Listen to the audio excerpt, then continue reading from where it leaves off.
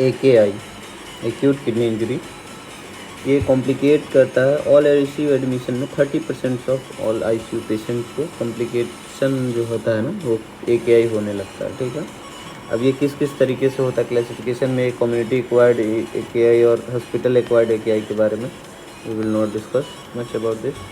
सबसे पहले इसमें हम कॉजेज़ में अगर देखना होगा तो हम प्री रीनल, रीनल और एक्स्ट्रा रीनल के पोस्ट रीनल के बारे में देखेंगे। ठीक है, अभी स्टेजिंग सबसे पहले देखना है, स्टेजिंग ऑफ AKI।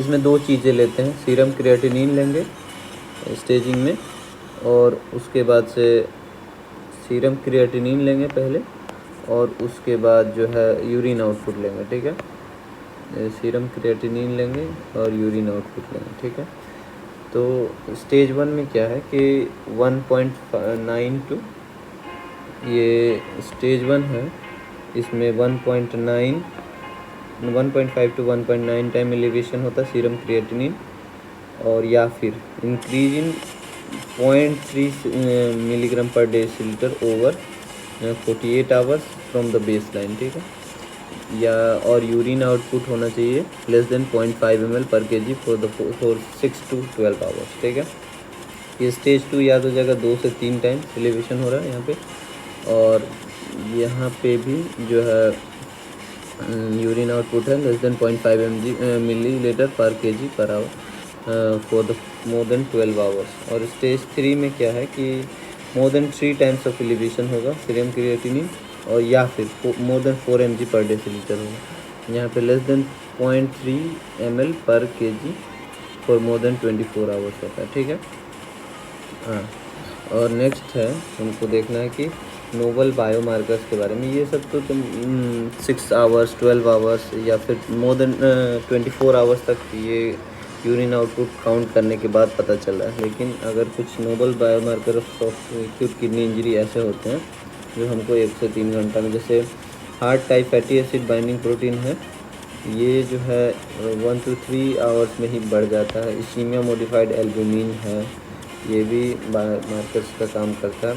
ठीक है, सबसे पहले नोवल बायोमार्कर के बारे में बात करेंगे तो सबसे पहले एक है KIM-1 kidney injury molecule type 1, ये यूरिन और प्लाज्मा में चेक किया जा सकता है, और कीमोथेरेपी इंड्यूस्ड किडनी इंजरी को आइडेंटिफाई करने के लिए, like cisplatin induced tubular necrosis में। दूसरा एनगैल है, न्यूट्रोफिल जिलेटिनेज एसोसिएटेड लाइपोकैलिन है, लाइपोकैलिन 2 होता है, यूरिन और प्लाज्मा में दोनों में चेक किया जा सकता है। पेशेंट अंडरगोइंग कार्डियोपल्मोनरी बाईपास, जो पेशेंट जो है कार्डियोपल्मोनरी COPD होता है उनमें ये नॉन पेसिटाइल ब्लड फ्लो होता है, उसके वजह से increase chances of renal outer medulla में इसीमिया होने का कारण है। ठीक है, और नेक्स्ट है सुपार होता है, एक 3rd number soluble urokinase plasminogen activator receptor होता है, ये प्लाज्मा बेस्ड टेस्ट होता है। चौथा में सिस्टेटिन C है, ऑस्टियोपोन्टिन है और क्लस्टेरिन है। ठीक है, अब नेक्स्ट है हम कॉजेज़ ऑफ एटियोलॉजी के बारे में देखेंगे कि जो AKI है उसका कॉजेज़ में आता है, एक प्री रीनल होता है, रीनल होता है, पोस्ट रीनल होता है। ठीक है ना, तो अभी प्री रीनल एजोटेमिया, जो ब्लड यूरिया नाइट्रोजन बढ़ा ना, तो इसमें एजोटेमिया इसको बोलते हैं, increase in blood urea nitrogen in blood. ठीक है, तो मोस्ट कॉमन टाइप है ये प्री रीनल वाला। और नेक्स्ट है इसमें सिर्फ परफ्यूज़न अफेक्टेड होता है। ठीक है ना, पेशेंट का किडनी में अच्छे से परफ्यूज़न नहीं होता है। ठीक है ना, यहाँ पे पैरेंकाइमल डैमेज नहीं हो रहा है पेशेंट का किडनी में। और कोई भी जैसे प्री रीनल है तो क्या मतलब है इसका, जैसे रीनल में ब्लड फ्लो कॉम्प्रोमाइज़ होगा किसी भी कारण से, जैसे हाइपोवोलेमिया हो गया, डायरिया हो गया, कोलेरा हो गया, बर्न्स हो गया, ये सब में फ्लूइड डायरिया हो गया ना, तो इसमें ब्लड ही कम जा रहा है एफरेंट आर्टेरियोल से। तो एफरेंट आर्टेरियोल से जब ब्लड कम जाएगा तो यहाँ पे GFR घटेगा ग्लोमेरुलस में, तो GFR कम होगा तो फिर इसका कॉम्प्रोमाइज़ करेगा किडनी, जिसकी वजह से ये कारण होता है प्री रीनल एजोटेमिया का। ठीक है ना। Decrease effective circulate decrease cardiac output इन कार्डियोमायोपैथी, जो भी डायलेटेड कार्डियोमायोपैथी है, ऑब्स्ट्रक्टिव कार्डियोमायोपैथी है, जो भी है, तो इसके वजह से कम ब्लड जाएगा किडनी में, तो जिसकी वजह से भी AKI के चांसेस है कॉज हो सकता है। कंजेस्टिव हार्ट फेलियर हो सकता है, लिवर सिरोसिस हो सकता है। क्यों? क्योंकि अगर डिक्रीज सिस्टेमिक वेस्कुलर, अगर पेरिफेरल वेसल्स का वैसोडाइलेटेशन हो जाएगा नाइट्रिक ऑक्साइड की वजह से, तब भी किडनी में ब्लड फ्लो कम जाएगा, क्योंकि किडनी जो है 20% ऑफ ब्लड लेता है, उसको कार्डियक आउटपुट का 20% ऑफ कार्डियक आउटपुट उसको चाहिए होता है, ठीक है। अब या फिर मैसिव एसाइटिस हो कोई किसी पेशेंट को, तब भी ये दिक्कत होगा, क्योंकि फ्लूइड जो है सारा पेरिटोनियल कैविटी में आ गया, ब्लड वेसल्स में रहा ही नहीं, तो कॉम्प्रोमाइज़ करेगा। इसके वजह से हिपेटोरीनल सिंड्रोम होता है। हिपेटोरीनल सिंड्रोम अभी इस वीडियो में नहीं देखना, ठीक है ना। अगर प्री रीनल इंजरी में ड्रग्स होते हैं कुछ, लाइक एनसेड्स हो गया। एनसेड्स क्या करता है कि ये एफरेंट आर्टेरियोल है ना, जो एफरेंट आर्टेरियोल ये वाला, इसको क्या करता है कि प्रोस्टाग्लैंडिन जो इनिबिटर है, तो एनसेड क्या करेगा कि इसको ही पतला कर देगा, इसको ही नैरो कर देगा। तो जब नैरो कर देगा तो ये जेफर कॉम्प्रोमाइज़ कर जाएगा, तो इसको एक आई का चांसेस हो जाता है। या एस इनिबिटर, सेकंड नंबर में एस इनिबिटर, अगर एस इनिबिटर क्या करेगा ना, इसको डायलेट कर देगा, इसको इफरेंट आर्टेरियल को डायलेट कर देगा, जिसकी वजह से जेफर कम होगा, ठीक है। ये फिजियोलॉजी में हम लोगों ने पढ़ा था। इसलिए एस इनिबिटर्स का काउंट्रा इंडिकेशन होता है बायलेटरल, अगर रीनल आर्टरी स्टेनोसिस है तो एस इनिबिटर नहीं देना है। या फिर अगर सिंगल ही किडनी है, उसमें single unilateral renal artery stenosis है, तब भी नहीं देना है एस इनिबिटर। नेक्स्ट है साइक्लोस्पोरिन, वो भी एक प्री रीनल AKI का कॉजेज हो सकता है, ठीक है ना। अब नेक्स्ट कॉजेज में देखेंगे renal intrinsic causes of AKI, ठीक है। इंट्रिंसिक कॉजेज में क्या क्या है देखते हैं। तो सबसे पहले है यहाँ पे वैस्कुलर कॉजेज, ट्यूबुलर और इंटरस्टिशियल कॉजेज और ग्लोमेरुलर कॉजेज। सबसे पहले वैस्कुलर कॉजेज में देखते हैं कि सबसे पहले एक नंबर में है HUS है, हेमोलिटिक यूरेमिक सिंड्रोम है। ये कैसे माइक्रोथ्रोम्बाई प्रोड्यूस करता है, एक्टिवेट कर, सबसे पहले कॉम्प्लीमेंट सीटाटॉक्सिन जो है कॉम्प्लीमेंट एक्टिवेट करता है, माइक्रोथ्रोम्बाई बनता है जो कि किडनी में डिपॉजिट हो जाता है। तो फर्स्ट वाला कॉज हुआ, ठीक है। दूसरा है कि थ्रोम्बोसाइटोपेनिक परफ्यूरा, TTP है। तो TTP का जो भी पेंटाड होता है, ये किस तरह से करता है, इसको छोड़ देना है। नेक्स्ट है ये 2 नंबर हुआ। ये 3 number ADAMTS deficiency, ADAMTS13 deficiency होता है। ADAMTS13 का बेसिकली काम होता है कि न्यूट्रलाइज करना वोन विलेब्रांड फैक्टर का। अगर वोन विलेब्रांड फैक्टर न्यूट्रलाइज नहीं हुआ तो क्या करेगा, ये स्टिकी बनाएगा, ठीक है। नेक्स्ट है चौथा नंबर कॉज है कि malignant hypertension, uncontrol BP affected kidney को भी कर देता है। और सेलूसाइन एबिनिथिंग जो फंडस में चेंजेस होता है उसको बोलते हैं। नेक्स्ट है 5वें नंबर में कॉज है वैस्कुलर कॉजेज में एथ्रोएम्बोलिजेशन किडनी डिजीज। इसमें क्या होता है कि एंजियोग्राफी का कॉम्प्लिकेशन है। एंजियोग्राफी जैसे एब्डोमिनल एओर्टा है ना, तो उसको अभी हम थोड़ा सा देखते हैं, थोड़ा देर में इस टॉपिक को डिस्कस कर देंगे एक बार और 6 नंबर में रीनल वेन थ्रोम्बोसिस है, तो इसको भी देखेंगे एक बार थोड़ा सा। रीनल आर्टरी स्टेनोसिस है, रीनल आर्टरी एम्बोलस है, ये एट्रियल फिब्रिलेशन में हो गया या रीनल आर्टरी डिसेक्शन में हो गया, ठीक है। और कारण है ट्यूबुलर और इंटरस्टिशियम डैमेज का क्या क्या कारण है, सेप्सिस हो सकता है जो कि साइटोकाइंस और रिएक्टिव ऑक्सीजन स्पीशीज जनरेट करता है। नेक्स्ट है इस्चीमिया है, इस्चीमिया भी किडनी डैमेज को ये रिस्पॉन्सिबल है। और इंट्रिंसिक कॉजेज है, नेफ्रोटॉक्सिन एग्जांपल है, कॉन्ट्रास्ट इंड्यूस नेफ्रोपैथी और इथाइलिन ग्लाइकोल एंटीफ्रीज एजेंट होता है जो कि कार वार में डालता है, जैसे पहाड़ों में जो है ज़्यादा ठंडे जगह में कार का रेडिएटर में डाला जाता है इथाइलिन ग्लाइकोल। और 1-2 एग्जांपल है, डाइथाइलिन ग्लाइकोल है, उसको भी पढ़ेंगे थोड़ी देर में। और दूसरा है ग्लोमेरुलर कॉज में एक्यूट ग्लोमेरुलोनेफ्राइटिस है, ठीक है। नेक्स्ट है इस्चेमिक इंजरी टू टिब्यूस, यही सब चीज़ें फिर से रिपीट हो रहे हैं। तो इतना ज़्यादा पढ़ने की ज़रूरत नहीं है, किस तरीके से करता है। थ्रोम्बोटिक माइक्रोएंजियोपैथी के लिए कौन कौन सा ड्रग रिस्पॉन्सिबल है, ये सब AKI करेगा, like clopidogrel, quinine, mitomycin C, mesh like appearance of microthrombi कर देगा, ठीक है। अगर नेफ्रोटॉक्सिन्स ड्रग्स, इंडोजिनस ड्रग्स के बारे में बात, एक्सोजिनस ड्रग्स के बारे में सबसे पहले बात करेंगे, उसके बाद इंडोजिनस के बाद। तो एरिस्टोलॉचिक एसिड जो है, एरिस्टोलॉचिक एसिड चाइनीज़ हर्बल मेडिसिन में आता है। वो बाल्कन नेफ्रोपैथी बोलता है कि यूगोस्लाविया स्लाविया जगह का नाम है, बांसवानिया शहर में, वहाँ पे ये होता है, ठीक है ना, एरिस्टोलॉचिक एसिड। दूसरा है अमीनोग्लाइकोसाइड्स, वो करता है कि नॉन ओलिगोयूरिक किडनी इंजरी करता है।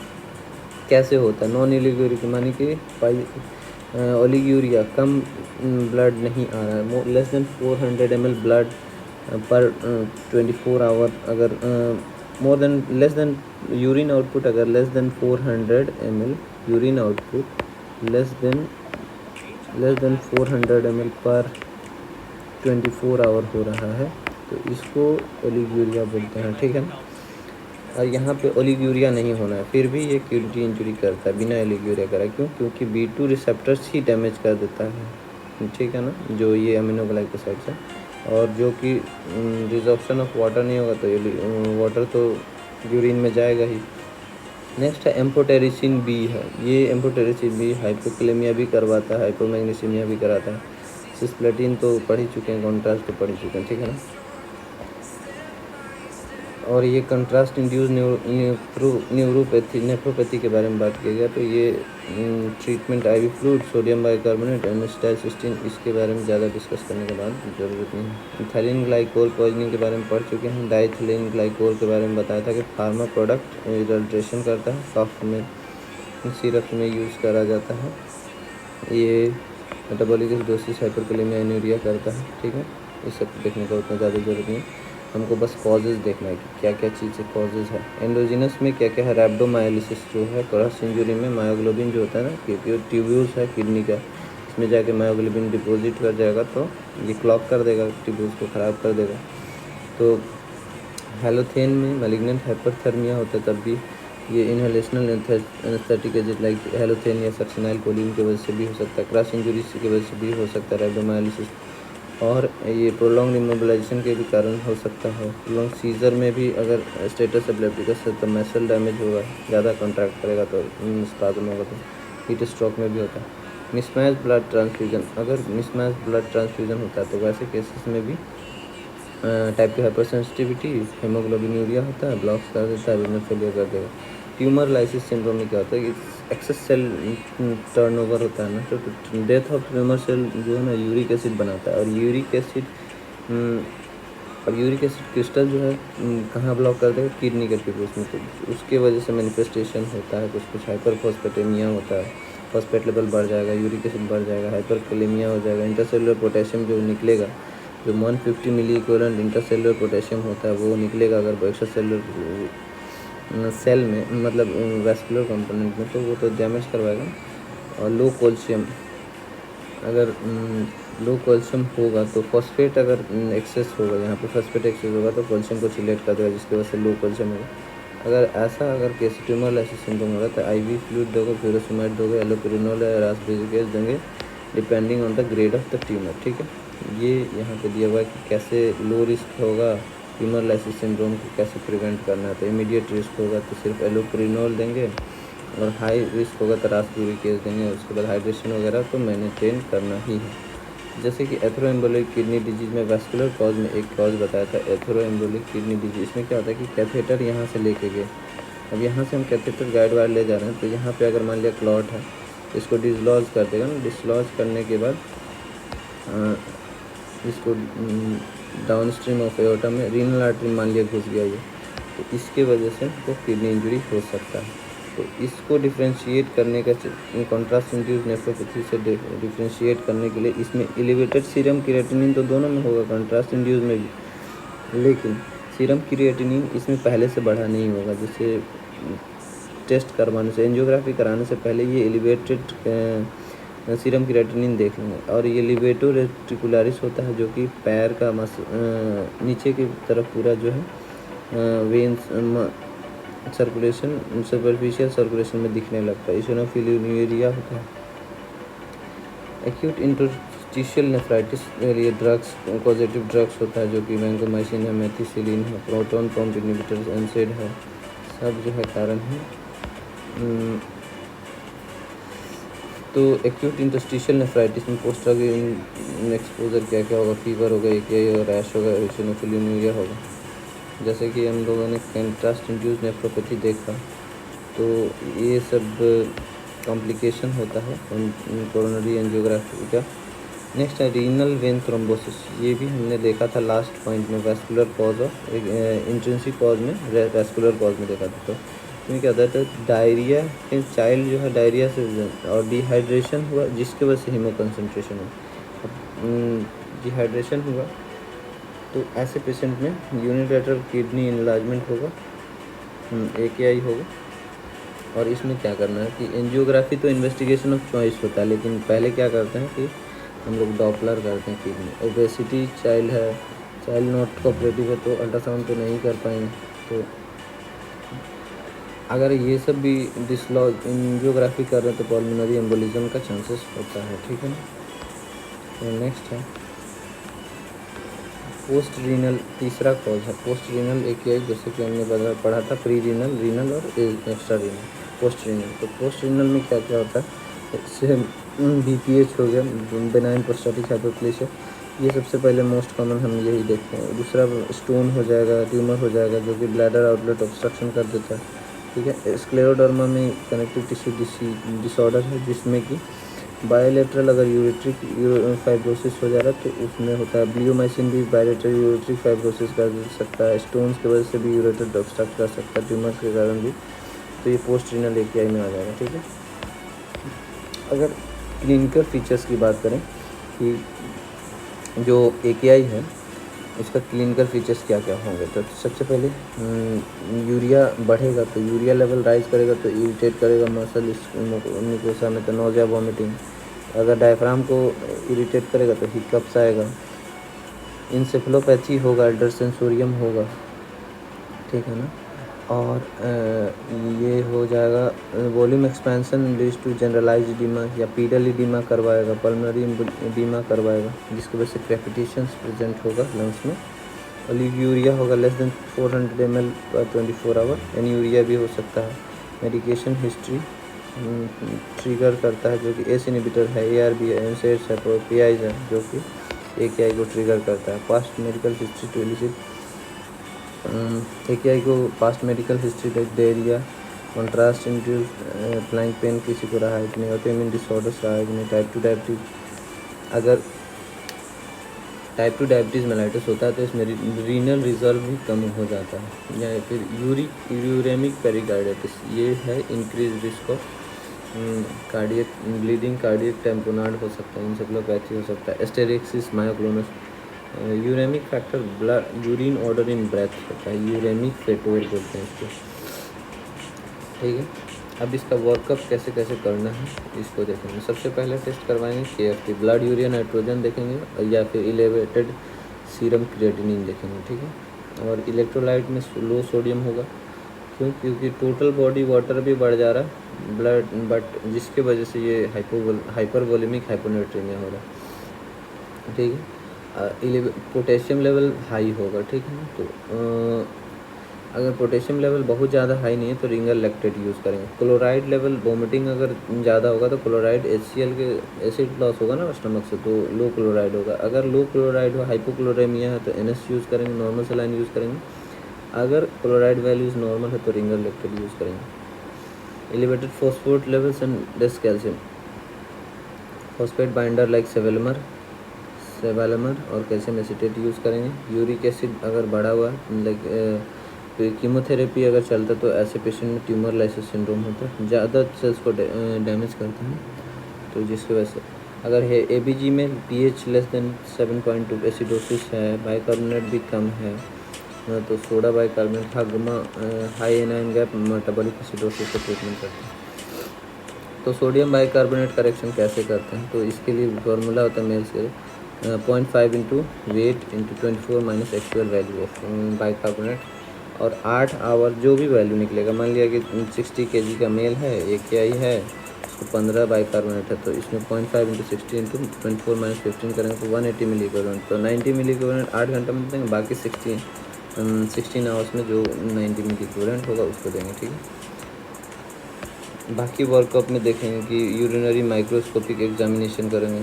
ठीक है, यूरिन ऑस्मोलारिटी देखेंगे, फ्रैक्शनल एक्सक्रीशन सोडियम, ये फेना वगैरह के बारे में है। ठीक है ना, बाकी अल्ट्रासाउंड करवा लेंगे, इन्वेस्टिगेशन, CT स्कैन करवा लेंगे अगर बायोलेटरल यूरिनरी स्टेनोसिस विजिबल नहीं हुआ अल्ट्रासाउंड लेकर, कोएगुलोग्राम देख लेंगे ब्लीडिंग कंट्रोल के लिए, ब्लड कल्चर सेप्सिस को रूल आउट करने के लिए कर लेंगे, ADAM-TS देख लेंगे deficiency 13, ADAM-TS 13 deficiency, autoimmune panel, autoimmune cause like scleroderma crisis होता है, CPK-MM लेवल से देख लेंगे, रेब्डोमाइलिस, मिट्टी कलर यूरिन होता है।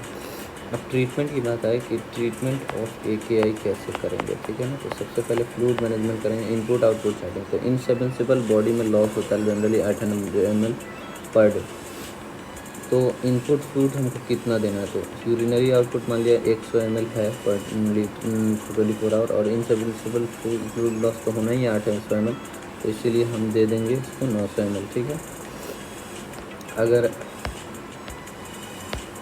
हमारा रिंगर लैक्टेट का एक बेनिफिट होता है डायरिया में, तो कैसे, तो रिंगर लैक्टेट जो है ना, वो लैक्टेट है, वो बाइकार्बोनेट में मेटाबोलाइज होकर बाइकार्बोनेट में चेंज होता है लीवर में, जो कि बाइकार्बोनेट न्यूट्रलाइज करता है एसिडोसिस को भी, और पोटेशियम भी होता है इसमें रिंगर लैक्टेट में, जो कि बेनिफिशियल होता है। ठीक है, नेक्स्ट फ्यूरोसेमाइड देंगे, डायूरेटिक देंगे, 200 mg बोलस देंगे, फिर ड्रिप से चलाते हैं। फिर मैनेजमेंट ऑफ मेटाबॉलिक एसिडोसिस भी करते हैं, सोडियम बाइकार्बोनेट करेक्शन के बारे में अभी थोड़ा देर पहले डिस्कस किया था। मैनेजमेंट ऑफ हाइपोनेट्रीमिया, अगर हाइपोनेट्रीमिया हो रहा है तो पेशेंट को फ्लूइड रेसिटेशन करेंगे, हाइपरकैलेमिया का मैनेजमेंट करेंगे, रेस्ट्रिक्ट डाइटरी पोटेशियम को रिस्ट्रिक्ट करेंगे, एस इनहिबिटर भी और ARBs का भी साइड इफेक्ट होता है हाइपरकैलेमिया, इसलिए इसको रेस्ट्रिक्ट करेंगे। लाइफ चेंजिंग अगर थ्रेटनिंग हाइपरकैलेमिया हो रहा है तो कैल्शियम ग्लूकोनेट से स्टेबलाइज करेंगे मेम्ब्रेन को, हार्ट मेम्ब्रेन को, फिर इंसुलिन ड्रिप चलाएंगे, सल्बुटामोल नेबुलाइजेशन चलाएंगे। हाइपरफॉस्फेटेमिया जो है, अगर फॉस्फेट लेवल बढ़ा हुआ था, dietary restriction of phosphate foods और फॉस्फेट बाइंडर्स यूज़ करेंगे, जैसे calcium acetate, sevelamer, aluminium hydroxide. Hypertensive अगर क्राइसिस हो रहा है तो IV लेविटालोल यूज़ कर रहे हैं, या फिर IV निकार्डिपिन यूज़ कर सकते हैं, नॉन DH होता है। स्क्लेरोडर्मा क्राइसिस में एस इनहिबिटर्स यूज़ कर सकते हैं। अगर इंक्रीज ब्लीडिंग रिस्क है तो डेस्मोप्रेसिन यूज़ कर सकते हैं, एस्ट्रोजन यूज़ कर सकते हैं। अगर इंडिकेशंस, यहाँ पे इंडिकेशंस ऑफ हीमोडायलिसिस है, ठीक है, तो इंडिकेशंस ये बहुत ही इंपॉर्टेंट है। सबसे पहले इंपॉर्टेंट है कि इसमें मेटाबॉलिक एसिडोसिस होता है, सबसे पहले AEIOU से याद करेंगे। ठीक है ना, तो pH अगर लेस देन 7.1 हो रहा है in spite of correction with sodium bicarbonate, अगर तो ट्वाइस भी जैसे सोडियम बाइकार्बोनेट दे दिया फिर भी ये pH लेस देन 7.1 रह रहा, तब जाकर के ये डायलिसिस का, हीमोडायलिसिस का इंडिकेशन। दूसरा, इलेक्ट्रोलाइट इम्बैलेंस हो रहा है, हाइपरकैलेमिया डिस्पाइट ऑफ करेक्शन होता है, यानी कि रेजिस्टेंट हाइपरकैलेमिया हो रहा है। इनसफिशिएंसी EGFR जो है लेस देन 10 ml पर मिनट हो रहा है। Volume overload despite medication, furosemide diuretic चलाया फिर भी वॉल्यूम ओवरलोड हो रहा है। यूरेमिक पेरिकार्डाइटिस, यही एब्सोल्यूट इंडिकेशन होता है। यूरेमिक पेरिकार्डाइटिस होता है, यूरेमिक इंसेफेलोपैथी हो रहा है, सेरेब्रल एडीमा हो रहा है, तो ऐसे केसेस में फ्लूइड का पेशेंट का कॉन्शसनेस अल्टरेशन होगा, तो ऐसे केसेस में हमको इंडिकेशन होगा। 1 2 3 4 5 6 इंडिकेशंस यहाँ पे हमने डिस्कस कर लिया। और डायलिसिस का भी 2 तरीका है, इंटरमिटेंट हेमोडायलिसिस है, ये कैसे कैसे करते हैं इसमें थोड़ा सा देखना पड़ेगा। इंटरनल जुगुलर वेन में भी डबल कैथेटर लगा सकते हैं, डबल लूमन कैथेटर, या सब क्लेवियन वेन में भी लगा सकते हैं, फ्लेमोरल वेन में भी लगाते हैं। इसमें क्या है कि डायलिसिस मशीन में डायलाइजेट होता है, यहाँ पे बाइकार्बोनेट होता है। ठीक है, तो ब्लड यूरिया नाइट्रोजन जो है ब्लड से इसमें आएगा, creatinine, blood urea nitrogen, creatinine और पोटेशियम तीनों जो है डायलाइजेट में आएगा। यहाँ से सेमी परमेबल मेम्ब्रेन होता है जिसके वजह से ब्लड RBC और प्रोटीन जो है क्रॉस नहीं कर सकता है, ठीक है। ऐसे करके ये, अगर इसका मोस्ट कॉमन कॉम्प्लिकेशन देखा जाए तो डायलिसिस का तो हाइपोटेंशन होता है। ट्रीटमेंट के लिए निडोड्रीन लाइक ड्रग्स चला सकते हैं। अगर पेशेंट जो है हेमोडायनेमिक इंस्टेबिलिटी है तो कॉन्टिन्यूस वेनोवेनस हेमोडायलिसिस यूजुअल, और एक और होता है कॉन्टिन्यूस वेनोवेनस हीमोडायाफिल्ट्रेशन होता है, ठीक है। थैंक यू, इतने सारा डिस्कशन कर दिया हमने।